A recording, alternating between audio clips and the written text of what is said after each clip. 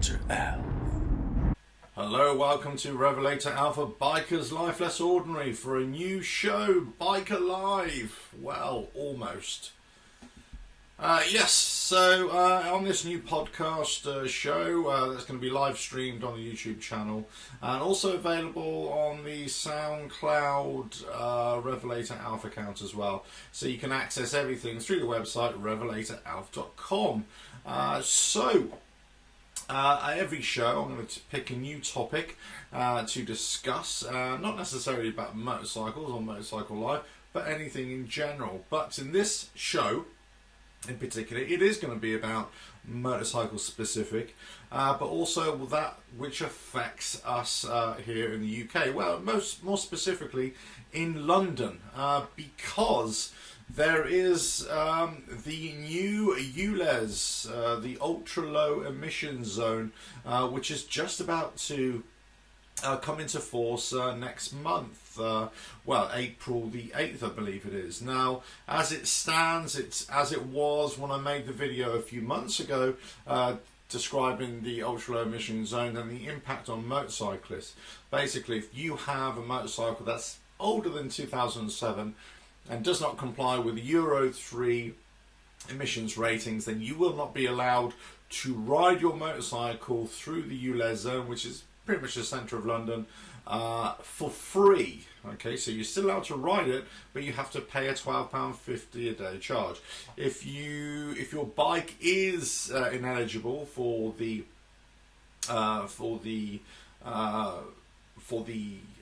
discounts, if you like, or whatever you would want to call it. Basically, if you have to pay this charge and you don't pay the charge, then you have to pay £160, and that goes down to £80 if you pay within 2 weeks or whatever it is. Very good for them, really. That's Transport for London for actually getting this off the ground. Yes, we're going to fight emissions and we're going to fight congestion, but actually they're hitting the road users that can actually help the most in many ways. We're not talking about pedestrians or cyclists here. We're talking about actually long distance riders. Or vehicle owners, and motorcyclists form that part, and so they're good for short and long distances. They're good for traffic because they're physical size, and they're good for the environment in general terms, in relative terms to cars, because they have a lot less emissions. So why the Transport for London and the Mayor of London would want to target motorcyclists in this way is beyond me. Now, interestingly enough, what happened was the various groups have approached the Mayor of London, Transport for London as well, to discuss this issue, to discuss this targeting, and to discuss actually, motorcyclists are a real benefit to environmental issues in relative terms, of course, and also to congestion, which is the biggest issue in urban areas for environmental issues. So you've got to understand the reasoning here. What is the reasoning behind it? Well, if it's anything older than 2007, they say it doesn't comply with this Euro 3 emissions rating. Okay, we get that. We understand that from an emissions point of view, if you will. But you got to think about how many vehicles are actually older than 2007, and what is the offset between actually the pollutants that they cause and the amount of time that they're stood still compared to other vehicles like cars and lorries and things like that. And the fact is, motorcycles can weave through traffic, they can filter to the front of the queue, so actually they're hardly ever at a standstill. So the whole point is that whatever they produce in terms of CO2 emissions is vastly offset by the speed at which they go through. So the engines are running for a lot less time, therefore they're not producing as much. So that's from the environmental point of view. But actually from a big congestion point of view, then you're actually taking away people who have older motorcycles, taking their ability to ride through them, whether for business, whether for commuting, whether for pleasure. So, where is the benefit? Where is the end game here? because, you know, there aren't that many motorcycles really. I think the last count was about 1,000, 1,500 that this will directly affect of those who live in the London area. And anybody else riding into London are probably just going to not to bother riding into London. They're going to probably take public transport, or they'll have a newer bike, a 2000 newer than 2007, and so they'll be unaffected anyway. So if this is all about congestion easing, if this is all about environmental concerns, then why charge? Why give the riders this get out of jail free card? Well, not free, but this get out of jail card as long as they pay £12.50 a day. It just doesn't make sense. It's not a well thought through plan. And as I say, you know, other groups have got in touch with the Mayor's office and TfL, and they've tried to reason with them. They've tried to have a stay of execution. They've tried to, you know, delay this for motorcycles for a lot more, and to say, look, you know, really think, you know, the benefits of motorcycling, but they're not having it. They just were not having it. They're very anti this motorcycling. Actually, you know, in terms of videos, that ULEZ video which I made actually is one of my better performing videos, and had lots of comments and lots of people really angry, and quite rightly so. Now, I will say this, you know, I ride a bike that isn't older than 2007. In fact, it's 10 years later, 2017. It's not affected by this at all. I am not affected by this at all. You know, I very rarely would ride into London anyway, but I go into London all the time, but usually I get the train, but, you know, very rarely ride, but if I do, I wouldn't be affected anyway. It's not an issue for me. So why have I got to be in the bonnet about it? Because it is fundamentally a flawed policy. It's flawed thinking. And this happens all the time. This happens all the time when politicians get in the way of actual proper thinking, and they fail to understand exactly what's going on in, you know, within the community, well, actually what benefits there are. You know, motorcycles and motorcyclists are still seen as the dirty, you know, underclass in many ways. They're not seen as having any kind of benefit. No matter what we bring to society, no matter what jobs we have, no matter, you know, what the industry as a whole has, you know, for the whole, you know, the economy of the country, for example, it doesn't make any difference. You know, we're still seen as that underclass and still seen as a bit of a nuisance, really. And this is exactly the same thing. You know, their answer to it, you know, the TfL, if you go onto the TfL website, which is really, you know, a bit condescending, because they're basically saying, okay, well, you know, you can pay this £12.50 if you're older than, your bike is older than 2007. So that's okay, you can do that. But we really don't want you to do that. So I'll tell you what, why don't you just invest in another motorcycle that's newer than 2007? Or just take public transport. Well, what about if people, one, can't afford it, two, their pride and joy of a motorcycle is older than 2007. Let's say they have a classic motorcycle, or a motorcycle that's near classic status, and they want to ride that out on a Sunday or, you know, a Saturday or a midweek, or whatever it is. You know, that's the problem. The problem is that, you know, we're not really catering for these sort of people. One, who've got older motorcycles because they can't afford anything newer than that, or they have got a classic bike which they, you know, cherish, but it's older than 2007. It might be an old scooter, maybe an old Kawasaki or whatever. It might be an old British bike like a Triumph or a Norton, whatever it is. You know, older than 2007. They don't want to sell it. Why should they sell their bike just to appease, you know, some ridiculous policy? A policy that doesn't actually work for motorcycles.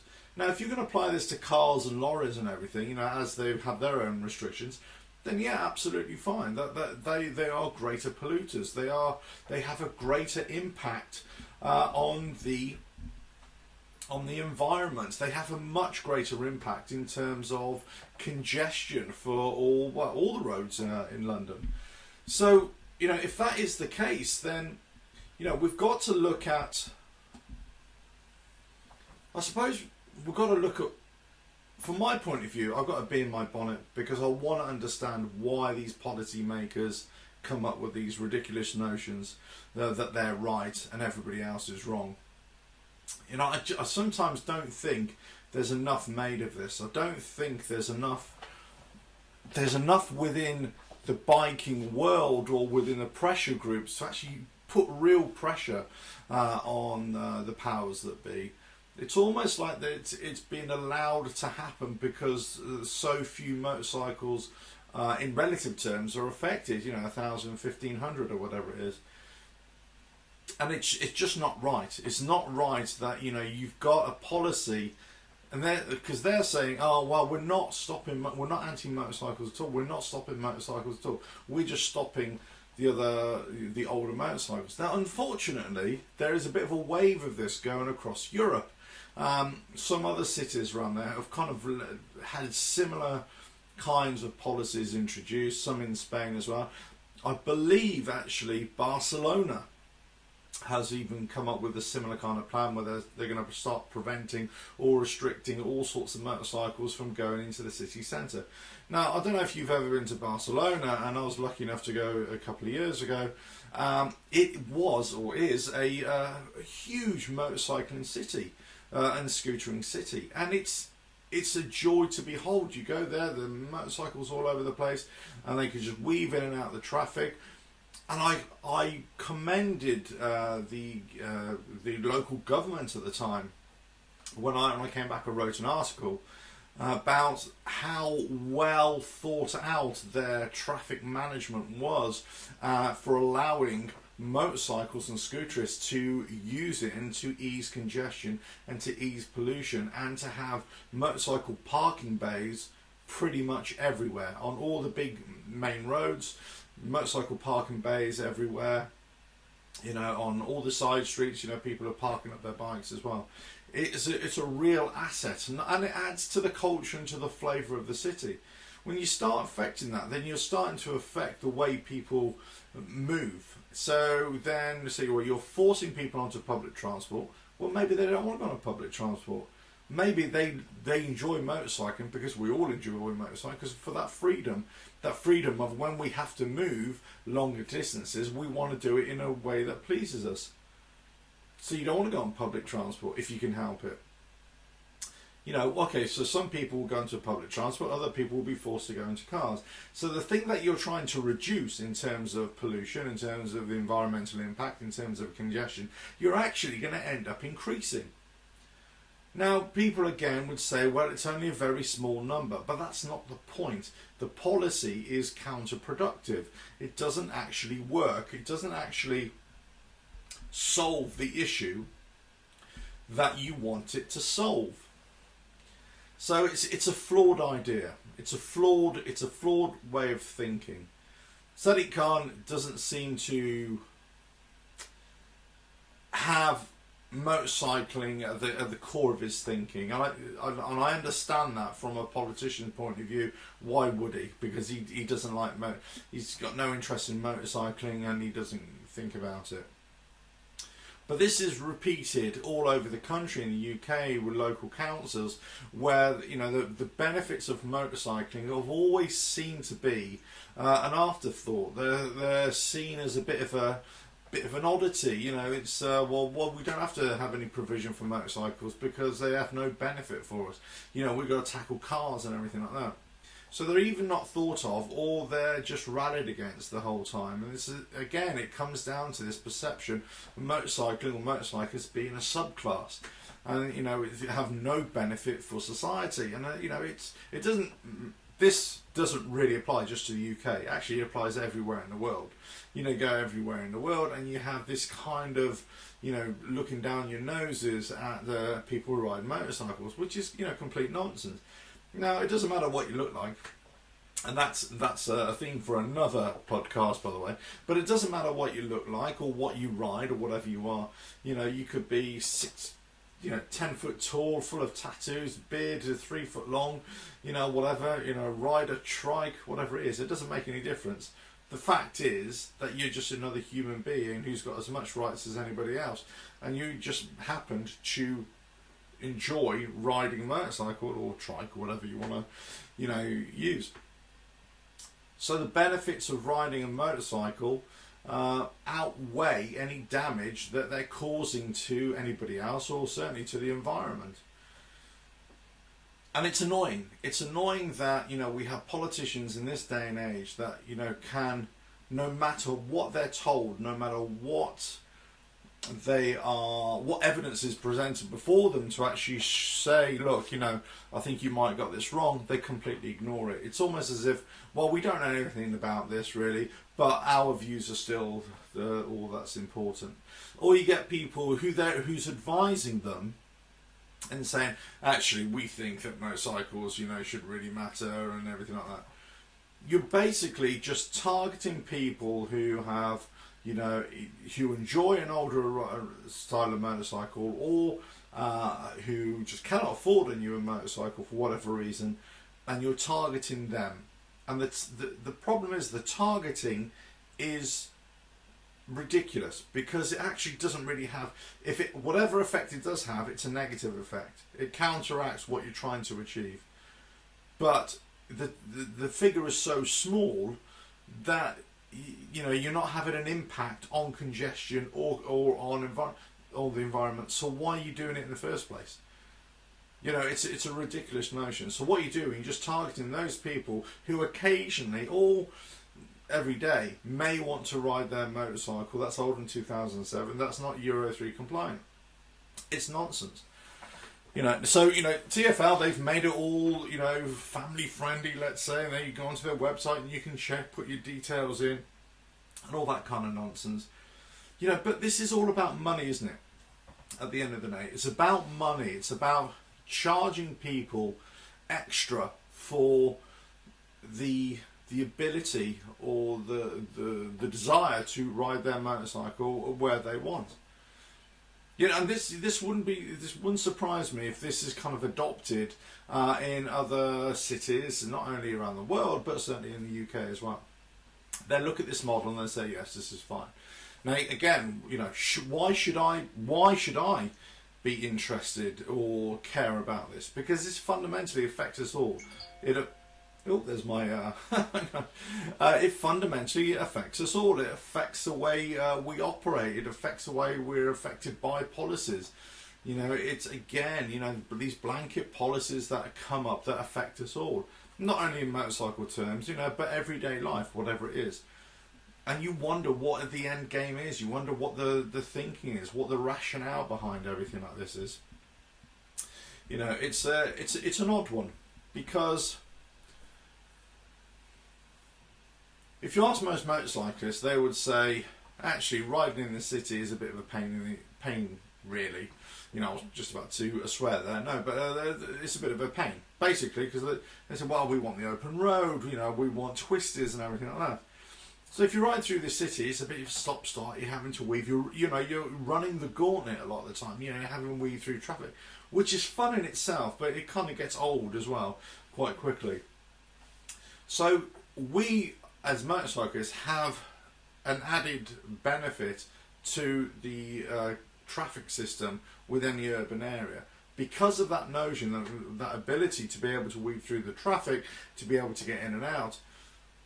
You know, that's what makes it more enjoyable for us, and it makes it a little bit, stick two fingers up to the car drivers, you know, or we chuckle to ourselves and say, we're so clever, we ride motorcycles, we're not affected by traffic jams, just like you poor saps. And maybe that's a bit of the problem. Maybe that's a bit of the problem in which the powers that be, the policymakers, just don't like motorcyclists for that very reason. I've had, you know, people come up to me, even when I was, you know, running my motorcycle safety campaign many years ago, and say, well, you know, are motorcycles allowed to, you know, ride through traffic and weave through traffic and filter? Now, for those of you listening different parts of the world, let's say the United States, from many states within the United States, filtering, or lane splitting as you guys call it, that is illegal. I understand that. California it is, and I think there's a couple of other states you can still do it as well. But in the UK it's completely legal. But a lot of car drivers don't like it. Now, on the flip side, I must say, in the last sort of 10 or 15 years, I've certainly noticed this, many more car drivers are very observant, they're very aware of motorcyclists, and they will kind of, if there is traffic, they will try and pull away or pull, divide, the split in the water like Moses did, and they will allow extra room for motorcycles, which is really good, and that's really good to see. There's a lot more awareness out there, but you still get those who are anti it. There's a jealousy, possibly that's it, that's the word I'm looking for. There's a jealousy that motorcycles can, get out there and achieve that journey, or fulfill that journey, get to the destination a lot quicker than cars. I mean, I've always said this about motorcycles. Actually, it's not about your speed, being able to do 190 miles an hour, 200 miles an hour on a motorcycle, or 80 or 90 or 100 miles an hour, whatever it is. It's not about speed, because if you're on the open road and there isn't any traffic, let's say you're on the motorway in the middle of the night and you match yourself up to a car, well, there's going to be no difference. You're basically going to go as fast as you can go if you want to talk about outright speed, and whoever's the fastest will get there. But if you're both going at 70, 80 miles an hour, whatever it is, you're both going to arrive at exactly the same time. It's not really an issue. The big plus of motorcycling is to be able to beat the traffic, to be able to weave your way through the traffic, filtering, lane splitting, and that's what eases congestion, has a positive impact on the environment, reduces pollution, overall pollution, which is kind of counterintuitive when you say, well, this is a fossil fueled engine and it's chucking out, pollutants. So why that can't be good for the environment? Well, it is. It is good because we're not producing as much. And also, most people aren't going to get on a push bicycle to ride more than 5 miles, are they? Whereas motorcycling, you will. So there's lots of benefits to motorcycling, not only for the soul, not only for for the enjoyment factor, but for everything else. Saving time, being more efficient, being able to get from point A to point B in a most expeditious manner. I suppose I'm repeating myself in terms of what I'm actually saying here, but this is about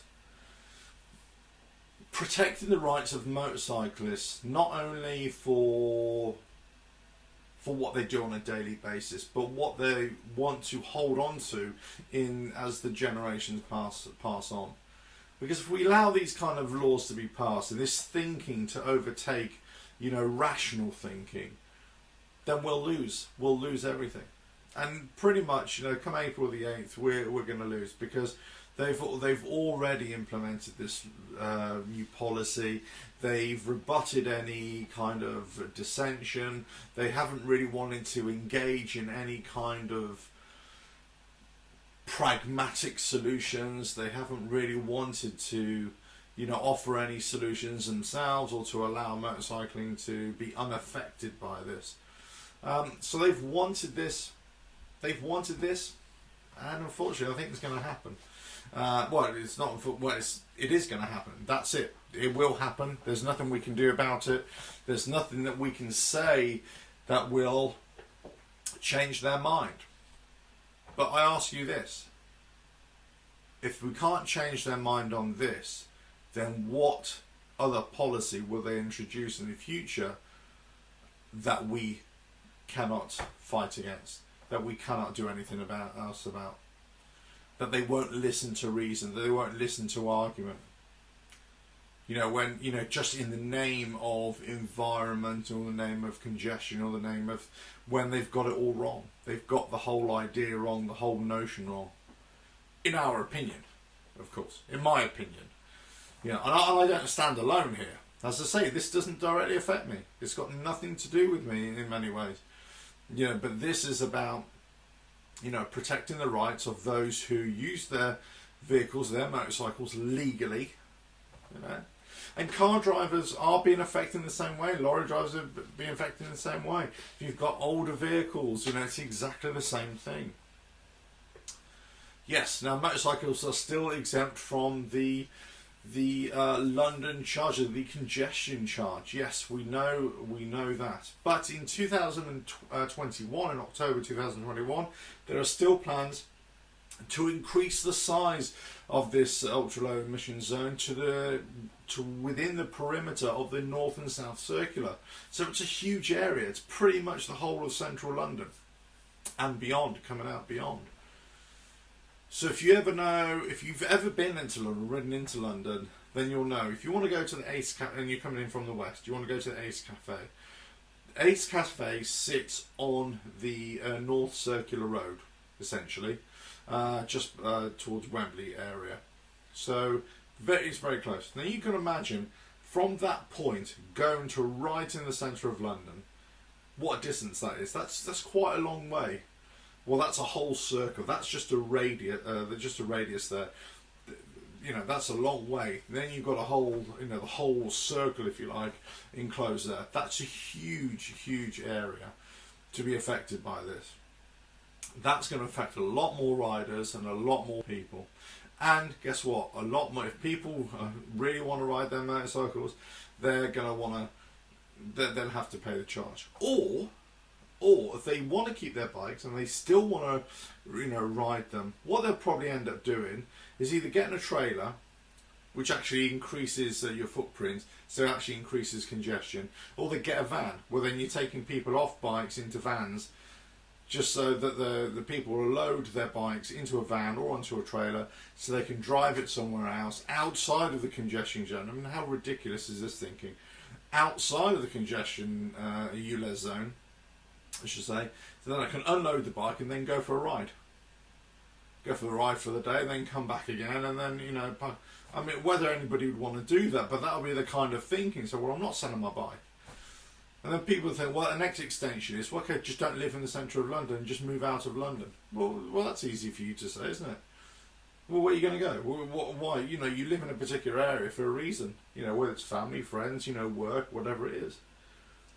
You know, why should you move for this ridiculous policy? Again, it breaks down on all levels. It breaks down every time that you want to try and think about it rationally. You want to try and understand why they're, you know, coming up with these ideas. You know, and you can get very frustrated by it. You can get very impassioned by this, and you could have stand-up arguments with people over it. But unfortunately, you'll end up having arguments or discussions with people who don't really understand your way of thinking or what benefits you can have. And everybody always loves the green option. You know, oh, people got to walk, haven't they? And people have got to, you know, they've got to, you know, get on the bicycles, you know, that kind of thing. I think what it will do in many ways is actually increase the electric bike market as well, because electric bikes will be, and motorcycles will be exempt as well. So, you know, but we all know this with electric cars. So in the next few years, as electric cars and bikes come more into vogue, certainly in this country, because we have this notion that everything needs to be taxed. They will be taxed. They will be taxed, you know, at a greater rate. Or electricity prices will go up, you know, to counteract this.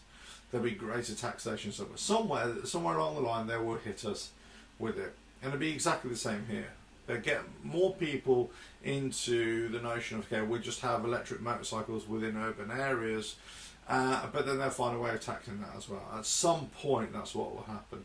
You know, the mood will change or whatever, and they'll come out with some new research saying electric motorcycles are more harmful to the environment because of their whole manufacturing process, because of the life limit of the batteries and what it takes to produce those, than of any petrol-driven engine. You know, and then, look, let's not even start on the old diesel diesel discussion, because those power brokers, those politicians were all encouraging us to get into diesels 15, 20 years ago, which a lot of us did, in terms of cars and everything. Then all of a sudden, no, it's the world's worst enemy. And I said, well, what about all the people who told us to get into diesels all those years ago? So we paid higher taxes for the diesels, we paid high import duties, whatever. We paid more for the cars, we're paying more for the diesel as well. And it's just not worth it. It's just not worth getting a diesel car. So... And then so now it's you're almost like a pariah because you drive a diesel car. Well, that's because you've made it into a big issue. All the emphasis goes onto petrol or onto electric or hybrid cars. That's the issue. So you've done the old switcheroo in terms of diesel. You've done the old switcheroo in terms of motorcycling. This will happen again. There will be something else which they will do to change your thinking, to change your policy, just to get at a certain type of people. And I say they because it's not just TfL. It's just not the Mayor of London, Sadiq Khan, who just seems to have cotton wool in his ears and he doesn't want to hear anything else.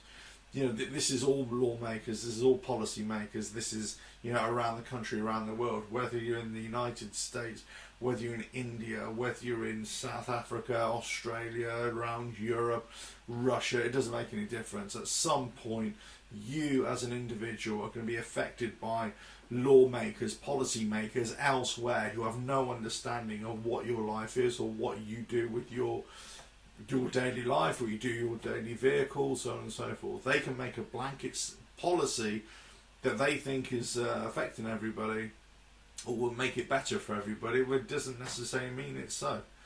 This is exactly the same here. They've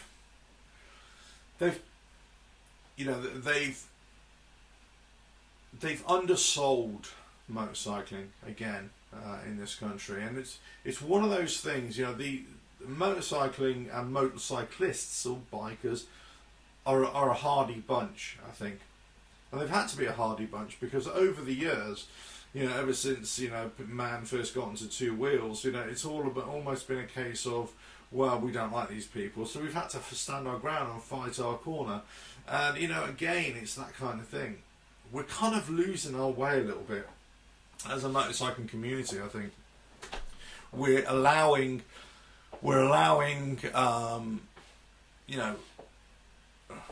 the lawmakers, the power brokers, but we're allowing advances in technology to take over and dictate to us what we should be doing and what we shouldn't be doing. It's a bit of a difficult one, isn't it? It's a difficult one to swallow because you want to fight back, you want to stand up against the man, you want to protest, you want to get on a big motorcycle march or ride in protest, but you wonder if there's a stomach for it as well anymore. You wonder if people are really that bothered. I suppose I ask you, are people within the motorcycle world, within the motorcycle community, even within the UK, are they bothered about this?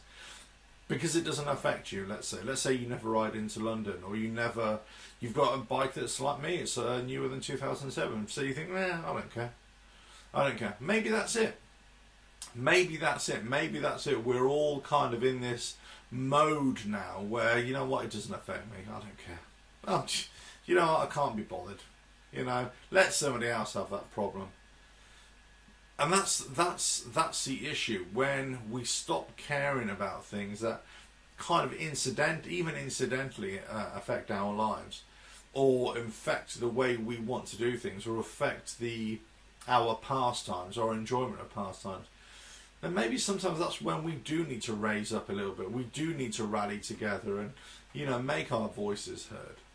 That's why for the longest time I was part of the Motorcycle Action Group. Whether they ever did any good or not is, it's debatable. But what it is, it enabled you to have a voice, enabled you to come together with other people and, discuss these issues and put pressure, whether locally or nationally. You know, it's whether, you know, groups around the world, whether they can stand up for motorcycling. It depends on whatever policy that they want to introduce in a very small area of the world. And they say, hold on, you're going to target a 1,000 or 1,500 motorcycles, and you're going to charge them for the privilege, but there's a factory just there within the zone that's pumping out all this, spewing out all this stuff. All these lorries are all over the place, or you've got your diesel trains or whatever all over the place. You know, you've got pollution in every single area, you know, and you're going to target just this tiny little bit. You know, it's almost like they've wasted their time, wasted all our time, you know, with this policy. It's misguided and misdirected, you know, when we all know there are bigger fish to fry. And that's the thing. Yes, whether they're technically right in terms of the older motorcyclists and more pollutants, as I said, it's already been offset by their ability to be able to filter and get through traffic a lot quicker, not affecting congestion. In fact, they are congestion easing devices, aren't they, vehicles?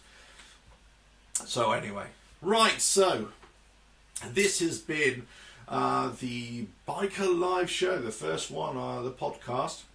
As I say, you'll be able to go through the website at RevelatorAlf.com and check out all there. You can check out direct links to the Soundcloud channel. It's all on the right hand side, and you can go to the YouTube channel and to the Cocoscope as well. You can go to there.